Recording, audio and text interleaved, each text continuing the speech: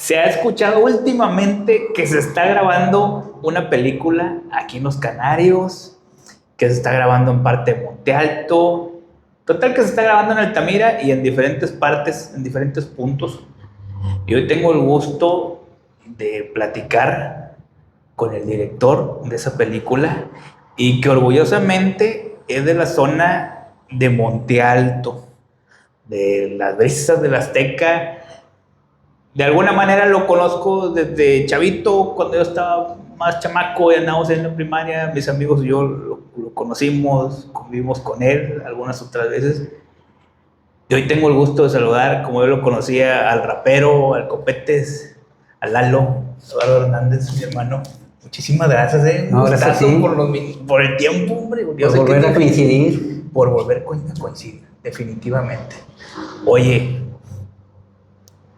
gracias por darnos este espacio. Gracias a ustedes. Para mí era importante, te voy a decir por qué.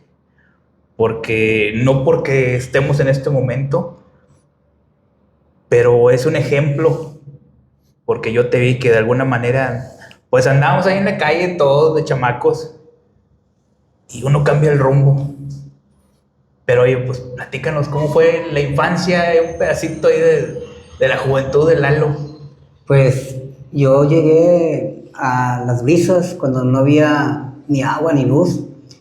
Me acuerdo que la primera vez que nos llegó el agua fue unas piletas y era para nosotros sorprendente. Sí. Cargábamos con un palito y aquí las dos cubetas, sí, a cargar agua a las casas. Y después de tanto tiempo llegó la luz. Y ver primero la luz en la colonia fue algo maravilloso. Y pues era todo monte, por todos lados había monte y pues andábamos todos ahí en la calle corriendo a la laguna, nos íbamos a nadar y ver a todos estos huerquillos que andábamos en aquel entonces y pues era un barrio tranquilo como lo es ahora, con más gente, más urbanidad, pero siempre fue una onda tranquila. Pues se peleaban alguno que otro amigo en la borrachera y así, pero al final de cuentas ya el otro día se veían y no había tanto problema, ¿no? Pero sí vengo de un barrio donde me enseñaron las calles a caminar, me enseñaron, pues tuve muchos amigos y muchas personas que conocí en este barrio, me decían Copetes porque traía el Copetes hasta acá, entonces así me bautizó la raza de allá de Las Brisas. Pero el rapero fue una chica que no me acuerdo de ella, pero trabajaba en una tortillería que estaba rumbo a la entrada de la Azteca, pero sobre una calle así metida. Entonces me dijo ella, tú eres el rockero. Y como yo bailaba rap, yo le dije, no, yo no soy el rockero, soy el rapero. Y desde ahí se fue la pólvora y me empezaron a conocer como el rapero. Entonces, ya cuando me fui de aquí, que fue a la edad de los 14 años, pues ya me decían el rapero y regresé años después siendo el rapero y sigo siendo el rapero. Hay todavía gente para los que te conocen, que me conocen como el rapero, y los hijos de esas personas que me conocen como el rapero ahora me los encuentro en las prepas o secundarias que luego donde participo mucho. Me dicen, oye, mi papá te mandó a saludar, rapero. Y así, ¿no? Que a toda máquina. Pero sí, yo vengo de un barrio pues que estaba desolado, que no teníamos nada, no teníamos como que una orientación de que vas a hacer esto el día de grande, o sea, era trabajar para las empresas de aquí enfrente y era todo. Mi familia, yo me crié con mis abuelos maternos y mi familia era mucha, entonces era tanta la familia que teníamos, mi abuelita tuvo muchos hijos, 17 hijos, imagínate, entonces no era como que íbamos a estudiar una carrera y acabar, y aparte la escuela no me llamó mucho la atención, como que no era lo tuyo. No era lo mío. Me gusta leer bastante, por eso sobresalía a lo mejor dentro de ese ámbito, pero la escuela no fue lo mío, y entonces como crear una carrera como tal, no, era imposible. Pero bueno, la vida me llevó a otros caminos. Y después, ya salimos de la primaria y pues ya cada quien agarró su camino, nos dejamos de ver mucho tiempo. Te vi en algo de rock, en un grupo, hace muchos años, desde ya bien chamaco todavía. Sí, haz de cuenta que pues a mí me gustaba mucho el rock. Primero el rap, porque con la onda de Vanilla Ice, de Etsy Hammer. Y nos tocó toda esa onda. Y nos íbamos a la plaza del Altamira a bailar rap, los morros. Bueno, los que les gustaba, nos aventábamos al piso, nos revolcábamos y así. Y también en la disco, en la que estaba en el segundo piso. En Amadeus. En Amadeus. Ahí llevaba en aquel entonces a la que luego fue mi esposa. Éramos novios, estábamos bien huerquillos y yo trabajaba en el puerto industrial con un pico y una pala y con lo que ganaba pues ya era algo para la despensa de mi madre y otra parte como para salir y entonces ahí como que también bailaba y la gente me hacía rueda cuando me revolcaba en el piso, pero me empezó a gustar el rock bastante y empecé como que a ir a eventos de rock, pero a Tampico, en aquellos lugares donde se hacían antes, y empecé a conectar bandas, grupos de rock, hasta que por azar el destino me habla un amigo que se llama Majalel Velázquez, y bajista de La Contra, y me dice, oye Lalo, nos quedamos sin vocalista y tenemos una tocada en un mes en Monterrey. ¿Quieres ser vocalista por ese día? Y yo, tú te sabes las canciones de La Contra, se llama el grupo. Va, entonces empecé a ensayar todo un mes y al mes ya estábamos en una batalla de bandas en Monterrey, Nuevo León, en un festival que organizaban los compas de allá y ya de ahí me quedé, entré a finales de los 90, entrando en 2000 y me quedé como vocalista de esa banda llamada La Contra y era una banda contestaria, una banda que hacía canciones en contra de lo mal que se movía el mundo dentro del sistema de gobierno y pues eso me abrió muchas puertas, empezamos a girar por el país, tanto nuestra primera casa fue Monterrey, que allá estaba nuestro sello discográfico, nuestro manager también vive allá actualmente y nos empezamos a mover en Ciudad de México, San Luis, Guadalajara, bueno, recorrimos gran parte del país con el grupo, grabamos algunos discos, bueno, primero cassettes, y luego discos. En esos días era cuando iba empezando Control Machete, sí, El Gran Silencio, que venían a tocar aquí, venían a la Casa Café Rod, que estaba sobre la calle Agua Dulce, había festivales de bandas que lo hacía tanto Otoño Díaz y Alfredo Espinosa, que eran como que las personas como que estaban al frente del movimiento, por llamar de alguna manera, y se enredaban a Liopi, que era Fernando Canales, que era un locutor, o es un locutor de Radio Tamaulipas en Ciudad Victoria, y se venían los tres, y se traían bandas como Plastilina Mosh, cuando Plastilina Mosh iba empezando, el Control Machete, no, pues estábamos en la misma mesa cotorreando con el Pato, con el Fermín, con toda esa banda, y La Contra, los Lenguas Muertas, los Aquelarre, los Anton, todas esas bandas que dieron mucha batalla y mucha música en aquel entonces, Hecatombe. No sé, andaba también el Patricio Cabezú, con Camaleón, Cuarto Doble, La Sociedad de Ana, bueno, bandas como no tienes idea, Penélope, Ácida, que en aquel entonces se llamaban Función Ácida, y ahí andábamos en la bola y nos gustaba cuando venían grupos como Secta Acorde de la Ciudad de México y nos tocó abrirles en su momento y empezaron a jalar muchas bandas como Inquisidor, Roosevelt, Transmetal, ese tipo de eventos y nosotros casi éramos como que dentro de los teloneros de esos grupos y era fantástico cotorrear con Arturo Huizar en paz descanse, con Antonio Pimentel cuando anduvo con Transmetal. Ahorita pues tiene su banda que se llama Leprosy, que tiene años con ellos, pero era padre conocer a bandas que uno escuchaba o veía por televisión o escuchabas o veías en la banda rockera, que era la revista que vendían en el Tianguis del Chopo, y verlos aquí a Specimen, abrir a Specimen en Tampico, que es una banda de Tijuana y que ha dado mucho de qué hablar dentro del pop mexicano, pues era extraordinario de ser un chico que vivía en una colonia que no tenía agua ni luz y tocar en un grupo y abrirle a grupos importantes era algo padre. Y que de alguna manera pudiste agarrar otro rumbo y decidiste irte por allá. Sí. Por lo artístico, por la cultura, te empezaste a meter. ¿En qué momento dejas esa parte? O sea, el rock, todo eso, y comienzas a evolucionar. ¿Qué sucede ahí? ¿Qué pasa después de eso? Pues haz de cuenta que era a la par. En el 2009 me invita un amigo actor a participar en un cortometraje por mis tatuajes y mi apariencia. Y digo, es que yo no soy actor, como el Benito, no, yo no quiero ser actor.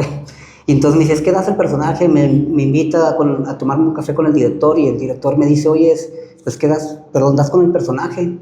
Le digo, pues vamos a ver qué pasa. Me dirigió y salió tan bien que otros directores vieron ese cortometraje y me invitaron, y ahí se fue. Entonces iba con la música y con el cine, así de la mano, hasta que yo me salgo del grupo de La Contra, después de 20 años, dije, ¿sabes qué? Aquí queda todo, no es que me haya cansado, pero también tienes que tener tu parte como para ti, tu tiempo. Y después llegó la pandemia, armé un grupo después de la Contra armé un grupo como de fusión con guapango, porque me encanta el guapango y el rock. Entonces lo fusioné y estábamos ya en festivales en Ciudad de México, en San Luis, en Guadalajara, festivales grandes. Llega la pandemia y se acaba, el mundo se encierra. Sí, todo, sí. Y entonces yo soy muy así de que quiero hacer cosas. Y empecé a grabar como productor ahora mi primera película que se llama La búsqueda de tu búsqueda, pero en tiempos de pandemia. Igual con 5 amigos, igual de deschavetados como yo, y con dinero cero. Y aunque a uno a veces en las redes sociales pide apoyo, pero sinceramente la gente cree que te apoya todo el mundo en esa parte de la película. Nomás me apoyaron 11 personas, de corazón, porque hay gente que te apoya y al final no, pero de corazón fueron 11 personas, y la primera persona que me apoyó, y la verdad me siento orgulloso de lo que hice o de lo que fui en Monte Alto, fue una persona de aquí en Monte Alto igual. No es el de Caifanes, chicos, es Saúl Hernández, un amigo de aquí, de Monte Alto. Me habló y me dice, Lalo, no es mucho, pero te apoyo de corazón. Fue la primera persona en apoyarme económicamente. Tampoco fue un dineral, pero lo importante no es la cifra. Lo importante es que creen en ti, que saben que tus proyectos no van a dar a algo comercial y que vas a explotar al mundo. No, económicamente, mis productos o mis proyectos de cine van a dar para la gente que está en cárceles. He participado en muchas prisiones llevando cine. Llevo cine a comunidades. Entonces, cuando llegamos a comunidades nos dice la gente, ¿quién los manda? No nos manda nadie. Para mí, la cultura es un derecho humano y tiene que ir a todos los lugares. Si los pueblos están llenos de culturas, la gente pensaría diferente, se guiara diferente. Entonces, si no llevas culturas a los pueblos, a los barrios, a las cárceles, que antes nos tocaban los húngaros, ¿no? Que sí, llegaban y ponían la carpa, y eso era el cine de nosotros. Y te metías por abajo de la carpa. Sí, aquí se ponían en el campo. Entonces, esta última vez estuvimos en una penitenciaría que está en Tancangüí, San Luis Potosí, es una penitenciaría de mujeres. Vimos a tantas chicas muy, muy pequeñas, presas, privadas de su libertad. ¿Qué harían? No cuestionamos, porque no estamos para cuestionar, pero les cambiaste el momento. O sea, ver la película y que te ven a ti como productor y como actor de esa película y que platiques con ellas, les cambias el momento por muchos días de lo que puedan vivir en un encierro como ese. Y hace poco fuimos a una penitenciaría en Chicontepec, Veracruz. Ahí fuimos como jueces de Chantolo y cotorrear con los internos. No, fue magnífico. Y también les cambias porque dices, güey, yo te he visto que eres actor y que por televisión cuando estaba libre y hoy te veo aquí. Y qué padre que tengan esa onda de venir a una prisión porque somos los olvidados. O sea, cuando la gente cae en una prisión por lo que caiga, porque muchas veces caes por mentiras o porque no tienes por un abogado, y que te vea otras personas que no son tu familia, te cambian también ese momento. Entonces hacemos cine para todos. Cine para todos, así se llama, cine para todos, de plano. Oye, haces cine, ahorita como dijiste tú que me gustó, cine para todos. ¿Cuántas películas llevas? Como actor llevo 46 con esta que estoy armando, como actor. Como productor es mi segunda película. O sea que produces y actúas en la de ahorita. Sí, entonces llevo 46 como actor, llevo 9 documentales, me han hecho documentales tanto dentro y fuera del país. He participado en varios documentales tanto en Guatemala como Cuba, Estados Unidos y aquí mismo en México, y estoy dentro de una serie también. Eso es lo que he hecho en cine. En comerciales, he participado en un montón de comerciales en gran parte de la República. Uno que me llamó mucho la atención fue un comercial que hice con una persona que se llama Yair Pereira, que es el comandante era el comandante de las Chivas. Entonces nos citaron en la locación que fue un estacionamiento de una plaza comercial, y ahí estaba yo con otras personas de producción, y llega este cuate en un carro de esos chiquitos, yo no sé mucho de marcas, Porsche o algo así, de esos carros que valen 5 o 6 millones de pesos. Llega el cuate, se baja, y yo dije, ay, güey. Y la gente se le empieza a arrimar, y fotos y autógrafos. Y le digo a la persona, oye, ¿y ese cuate quién es? Me dice, es el que va a actuar contigo. Y yo, no, pero no, es Jair Pereira, el capitán de las Chivas, en aquel entonces. Entonces, estaba Marco Lao, que es el protagonista de la serie El Chapo, y un servidor. Entonces, participar con Marco Lao, que estuvo en Hollywood con la película de Rambo 5, que estuvo, la serie del Chapo estuvo en no sé en cuántos países del mundo. Entonces, para mí es un honor. O sea, volvemos a lo mismo. Salir de una colonia donde no había ni luz ni agua y estar con personajes de esa índole, el gran espíritu me tiene bendecido. ¿Y cómo es ese medio? ¿Es complicado? ¿Muy cerrado?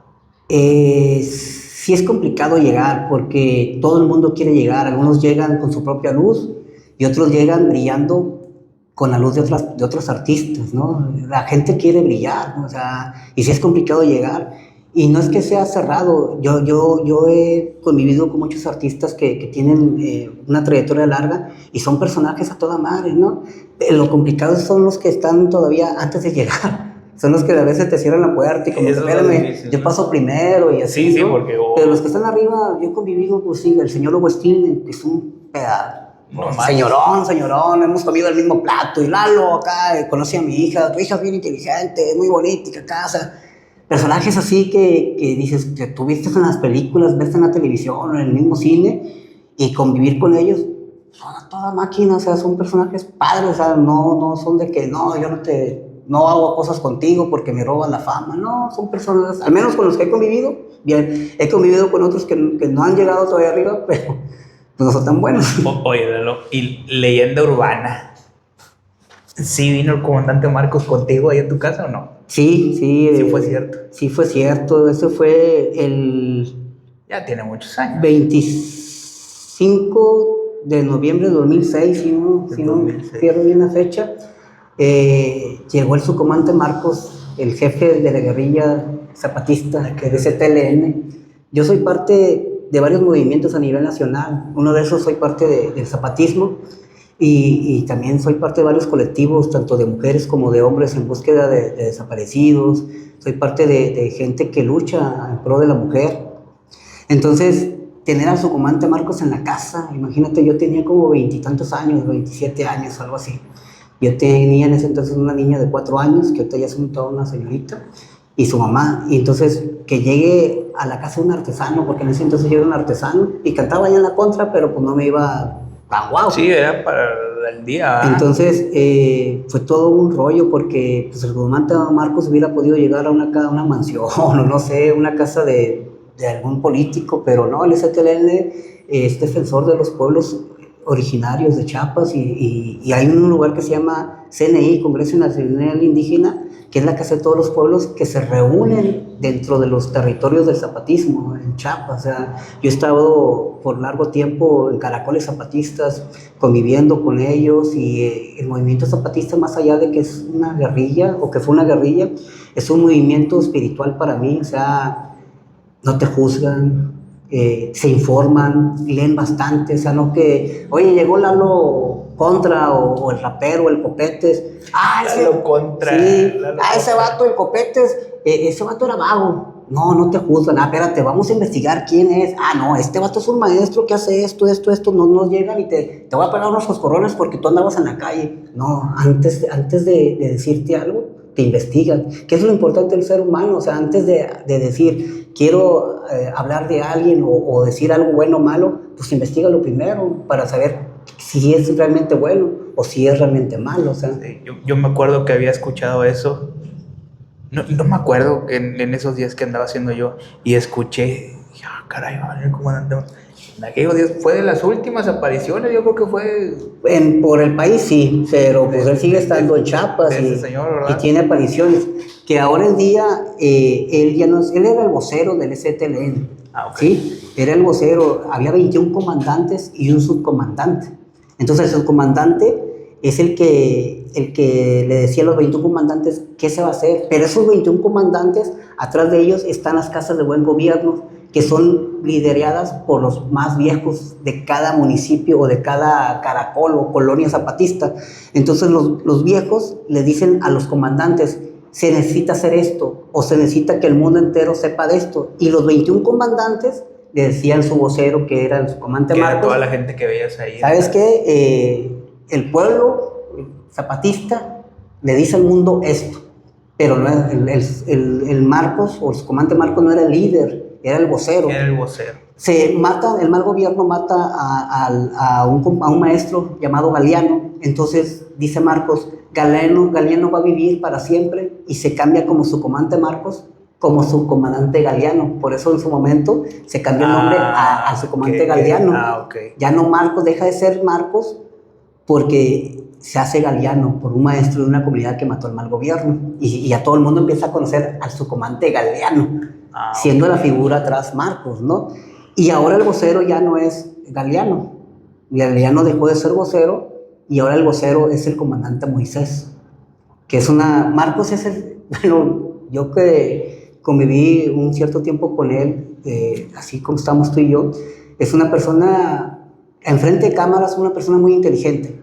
Detrás de cámaras es una persona como yo, bien molesta, bien castrosa. ¿Qué onda, güey? ¿Qué pedo? ¿Y cómo andas? Así. Y Moisés no. El comandante Moisés es muy militar, muy rígido, muy... Militarizado. Sí, no, fotos con él casi no, con Marcos sí, pero Moisés es muy de que si tú le dabas algo a Moisés, los discos de la contra, que Marcos me los agarraba y me los firmaba y lo que fueras, a Moisés me decía, déjalo ahí en la tienda zapatista. O sea, no te lo agarraba él siempre andaba como deprisa, ¿no? Pero ahora el vocero es el comandante Moisés. Pero sí, contestando a tu pregunta, Marcos estuvo aquí con más de 300 personas, vinieron personas que lo cuidaban, tanto de Italia, de Francia, París, eran los monos blancos, no sé si te acuerdas que salían por televisión, un montón de monos blancos haciendo la burbuja del comandante Marcos. Estuvo en Altamira, en la calle ancha que le decimos, en el Paseo de Nochebuena.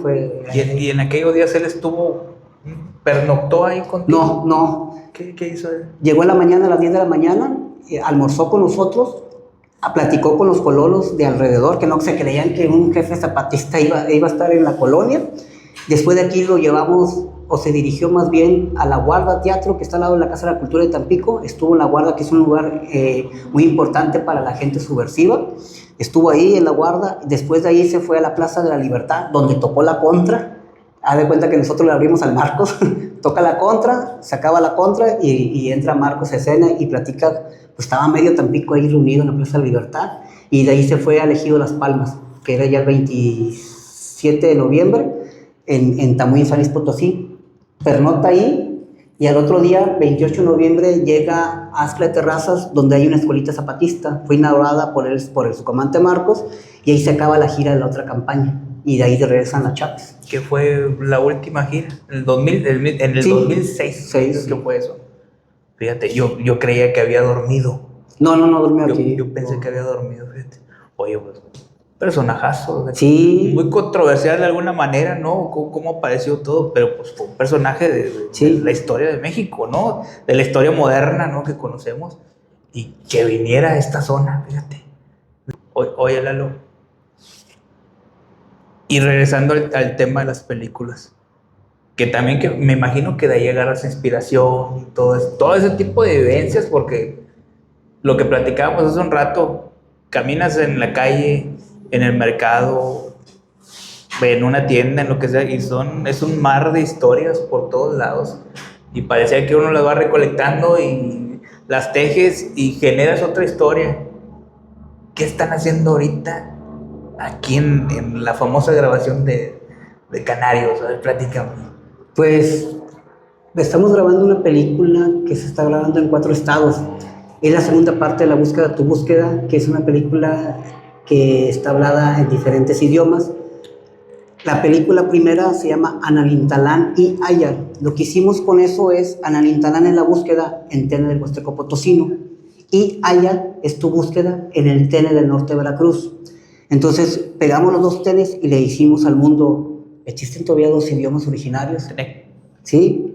Para el mundo, ¿sí? ¿Por qué? Porque Lina dice que ya el Tene ya no existe, que ya no existe el Huasteco. Entonces todo lo engloban en el Huasteco, y entonces hay que decirle a Lina que hay que salir al campo. Y trabajando en el campo vas a llegar desde Valles hasta Tamazunchale, un montón de comunidades Tene. Y en el norte de Veracruz nomás hay 21, que está de Chongla hacia arriba, Mateotata, que es del pintor Jorge Domínguez Cruz, ahí vive, y toda esa zona es idioma Tene, son 21 comunidades aún. Y a pesar de que los dos son del hablante Tene, se escribe y se escucha diferente.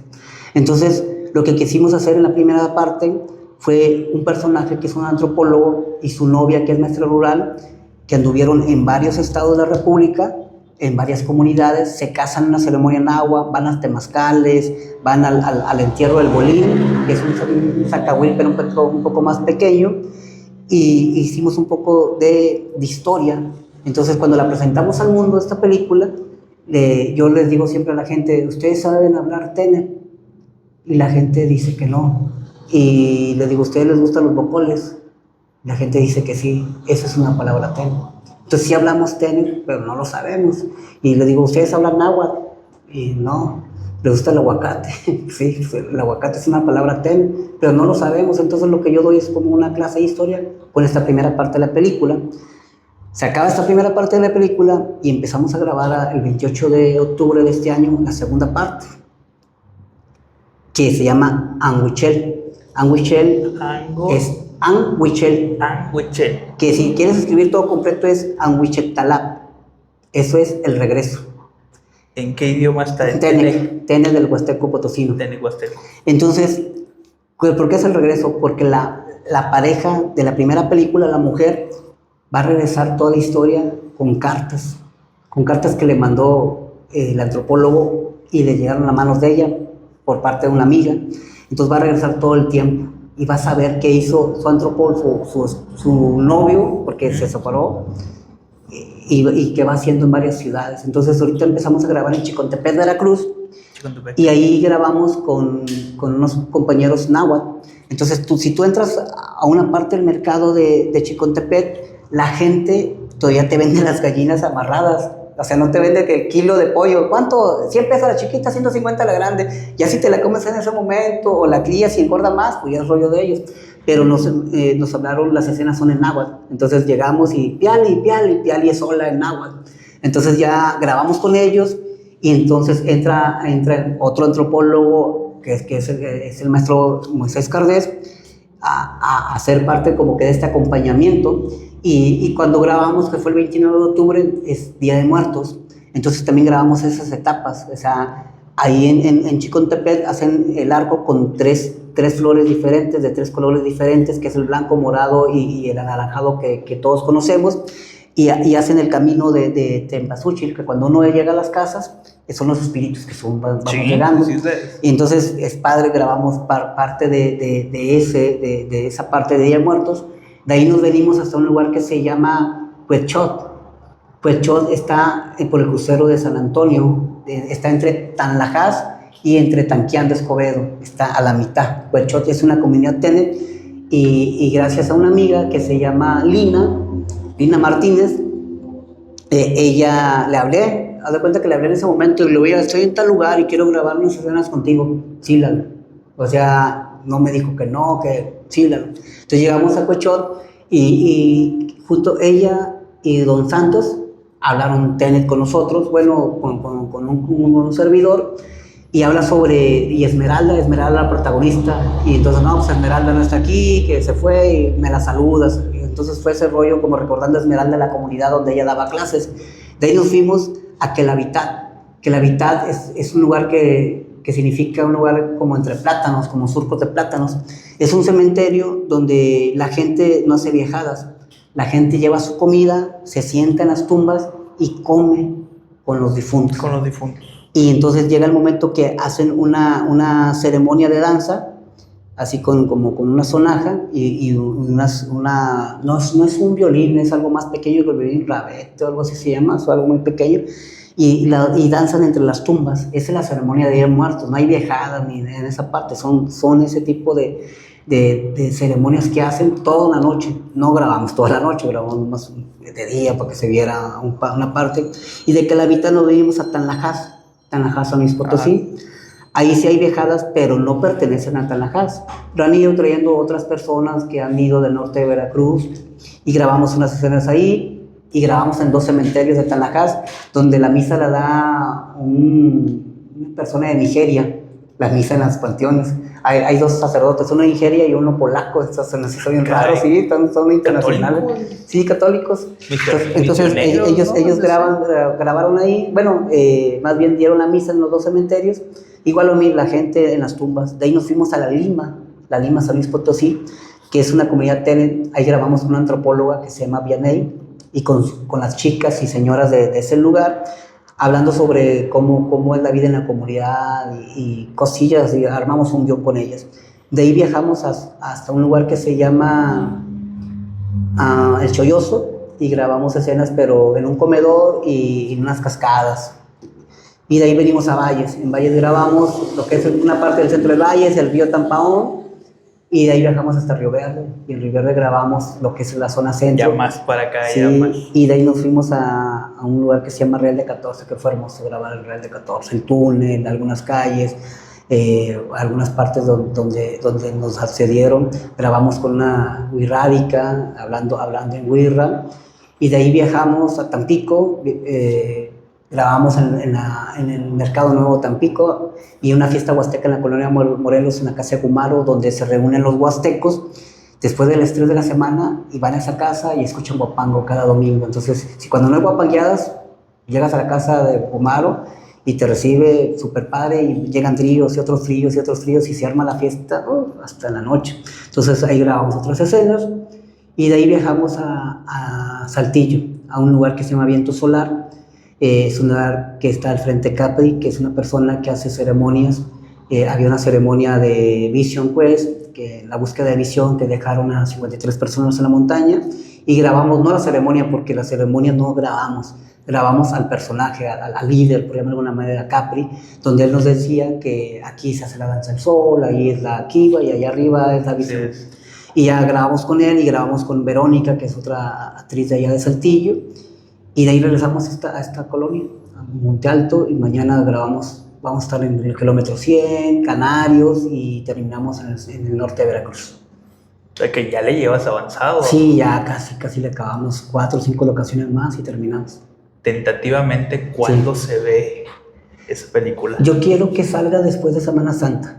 Falta edición, hay que cuidar mucho la edición, el audio, todo hay que estar bien cuidadoso.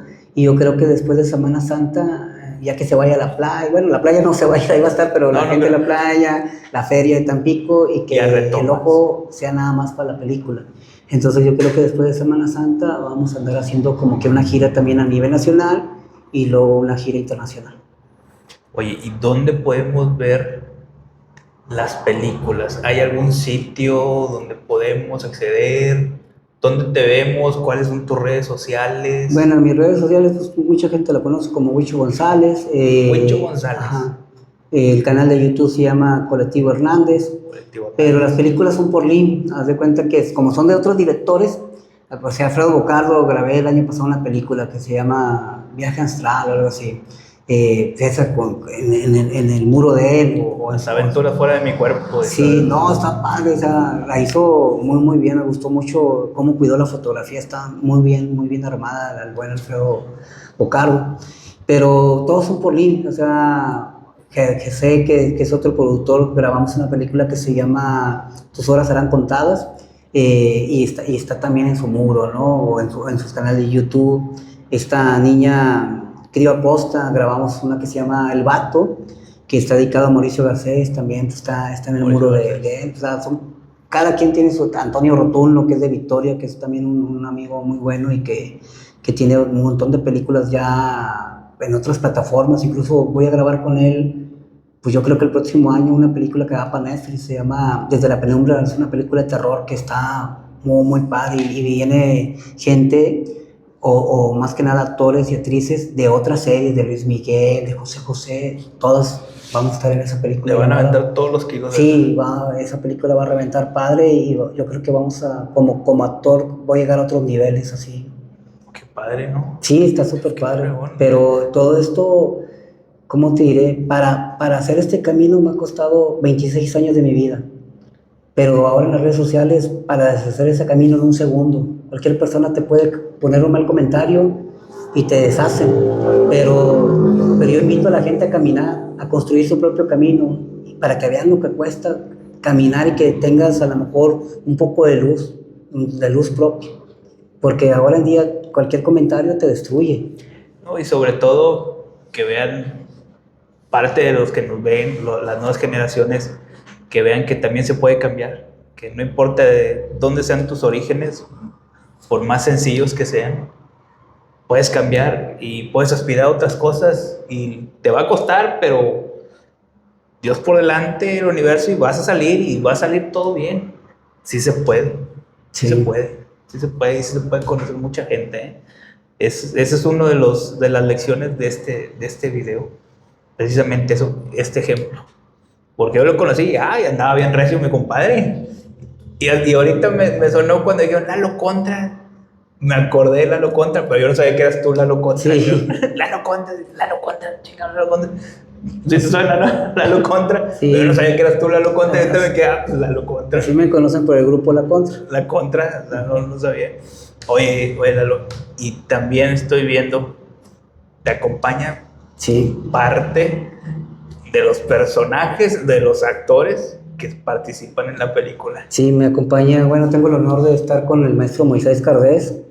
Él tiene una carrera súper grande de 30 años y tiene 130 series, 100 películas, y para mí es un honor que nos conocimos en Tulancingo. Y a lo mejor no tuvimos mucha plática en ese momento, pero se dio una química que después identificamos y creen en el proyecto, creen en un servidor, y dijo, vamos a darle, pero pues vamos a invitarlo a pasar. Gustazo, sus gusto, órdenes. Alejandro Moisés Cárdenas. No, hombre, profe, qué bueno que andas por acá. Sí, me encantó desde que llegué a Tampico, en la playa de Miramar, y ahora ando acá con Altamira. Bien único Altamira, Altamira tiene algo mágico, y esta zona más, no sé por qué, no sé si porque somos de aquí, pero siempre se me ha hecho que Altamira tiene algo mágico, algo diferente, aunque no parezca, algo tiene distinto Altamira. Oiga, dentro de la película, ¿cuál es su participación? ¿Qué personaje? ¿Qué es lo que hace? Interpreto a un antropólogo llamado Manuel Sainz, y ahí me uno a la aventura con el personaje que interpreta aquí Eduardo, que es Sebastián, me da otro antropólogo. Entonces ahí hay una conexión y aventuras que empezamos a realizar. Ya comentó todos los lugares que hemos ahorita visitado, y pues nos faltan unos pocos días para terminar. Mañana vamos a kilómetro 100, ¿verdad? Y después a Tamalín, Veracruz. Tamalín, un saludo por mi parte de Tamalín. Y aquí vamos a filmar también en la unidad Canarios. Canarios. Sí, de hecho, el que anden por acá fue muy sonado. Es que van a grabar una película en Canarios y en parte de Monte Alto. Eso ha llamado mucho la atención. Y ya después que me enteré, y pues Saúl, que le mando un saludo, que fue el que nos conectó. Y pues mira, como dijiste tú, coincidir, ¿no? De alguna manera, muchos años después, y tener el gusto de conocerlo, de platicar con usted, profe. Y pues yo espero que le guste lo que está viendo por acá, hombre, que muy sencillo a veces nosotros, pero todo de corazón, ¿no? Lo que hacemos. Y muchísimas gracias por acompañarnos sí, gracias. Y pues enseñar parte de lo que somos, todo lo normal que ves de Monte Alto, de Altamira, de la zona sur, que también se me hace muy bonita la zona sur de Tamaulipas. Todo el estado es bonito, pero quizás porque uno creció aquí, ¿no? ¿Qué mensaje le puede dar a la gente que nos está viendo? ¿Qué podemos decir, profe? Pues que están muy pendientes de esta producción. Yo agradezco aquí a Eduardo la invitación que me hizo a este proyecto de Amhuichel, El Regreso. Es una película que veo que él le ha puesto mucho ahínco y dedicación, y pues más que se va a filmar también parte de esa película aquí en Altamira. Estén al pendientes, ahorita gracias a las redes sociales ya mucha gente está al pendiente. De hecho nos ha pasado que de repente en la calle nos abordan y nos saluda la gente y pues quieren estar ahí presentes. Entonces ya es el día 20, ¿verdad? Entre el día 20 y hay otro día, pues, sí. para que estén al pendiente. Y como ya mencionó aquí, el propósito es estrenarla después de Semana Santa. Así es, que así sea, Dios mediante. Lalo Contra, Copetes, Lalo Hernández, un mensaje para todos los que nos están viendo antes de despedirnos. Pues más que nada, si tú tienes algún sueño, los sueños no se tienen que quedar aquí. El límite lo tienes tú aquí. Tienes que sacar y hacerlo realidad porque la vida se va en un segundo. Entonces nadie va a hacer tu sueño realidad, ni el de enfrente ni el de atrás, si no lo saben. Pero si tú lo sacas y empiezas a caminarlo, la gente va a creer en ti. Y al creer en ti y al ver tu trabajo, se va a unir a ti y van a seguir caminando tu mismo sueño. Pero si nomás lo piensas, la gente se muere pensando y soñando. Y no, tienes que sacarlo y caminarlo. Vas a tener bastantes obstáculos, sí, porque la gente te va a poner, o la vida te va a poner muchos obstáculos, pero tienes que vencerlos al final de cuentas, y al final de cuentas, pues va a valer tu trabajo, o lo que hagas. Definitivamente hay gente que nace con estrella, hay otros que nacen estrellados, y hay otros como nosotros que nacemos para corretear las estrellas. Y solamente quisiera también comentar algo. Mucha gente por las redes sociales, más que nada en el grupo de Facebook, me dicen, ¿por qué Canarios? Teniendo más partes del sur de Tamaulipas para grabar. Y yo digo, ¿y por qué no Canarios? O sea, al fraccionamiento lo conocen por otras cosas, pero también hay cosas dentro del fraccionamiento que son padres. Hay gente que vive únicas, día a día, que sale a trabajar, que regresa a casa, que tiene familia. Y si tú haces una película dentro de un fraccionamiento que en las redes sociales los conoces de otra manera, a la juventud que está ahí le vas a dar otra visión. A la juventud que tiene un teléfono, a la juventud que a lo mejor dice, ¿y dónde puedo ir a una clase de teatro? O yo quiero ser cineasta, o yo quiero tocar. O sea, si tú le llevas cultura y arte a un fraccionamiento que solamente lo conocen por las malas lenguas, le vas a cambiar. Pero si tú ese fraccionamiento golpeado le llevas gente armada, policías, módulos, pues no quieres cambiar nada, quieres meterlos a prisión. Entonces, mejor manda gente cultura, manda más cultura a un fraccionamiento y clases o talleres de cine, talleres de lo que sea culturalmente, y los fraccionamientos, no canarios, todos los fraccionamientos en el mundo pueden cambiar si metes cultura. Pero si metes golpes, pues va a haber más golpes, ¿no? Pues mejor pon un ring y vende boletos para que la gente se golpee arriba del ring. Box, ¿no? Y más chido, sí, más box. A ver, el vecino tal, del 820 con el 817, y armas una feria, neta, armas. Pues sí, pero mete cultura, y si metes cultura, todo, no metas entretenimiento, porque ahora en día, ¿qué es meter entretenimiento? Pues llévales un baile. Eso es entretenimiento, eso no es cultura. Claro. A veces se confunde el entretenimiento con la cultura. Pero bueno, para eso están los gobiernos, ¿no? Que deberían o deben de hacer ese tipo de trabajo, y lo hacen a lo mejor, ¿no? Desconozco mucho el trabajo porque no vivo aquí, pero yo creo que si metes cultura, los fraccionamientos cambian. Cada quien, ¿no? Desde su trinchera. Hoy, ya para despedirnos, sus redes sociales, maestro, sí, para que lo sigan. El Moisés Cardés con Z final. Estamos en todas las redes sociales. Ya 30 años como actor. Ya bastantes producciones, sumando largometrajes, cortometrajes y series, pues como unas 360 entre todo. Pero ahí seguimos trabajando y estoy contento de estar en este proyecto. No, si yo veía las novelas, ahí lo veía usted, me ponen a ver las novelas, ahí lo veía, profe. Mi hermano, antes de despedirnos, las redes sociales para que me comuniquen contigo otra vez, ¿no? Huicho González por Facebook, por Instagram, estoy como Eduardo-Abregado Hernández, y Colectivo Hernández por YouTube. Pues bueno, ya los escucharon, ya convivimos con ellos, mucha gente los va a estar viendo ahí en las calles. Salúdelos, son una chulada de personas los dos, bien sencillos. Anímense y síganos en sus redes sociales, que aquí se los vamos a dejar. Y pues bueno, si tienen alguna anécdota o algo que nos quieran platicar, ahí los leemos en comentarios. Hasta luego, saludos.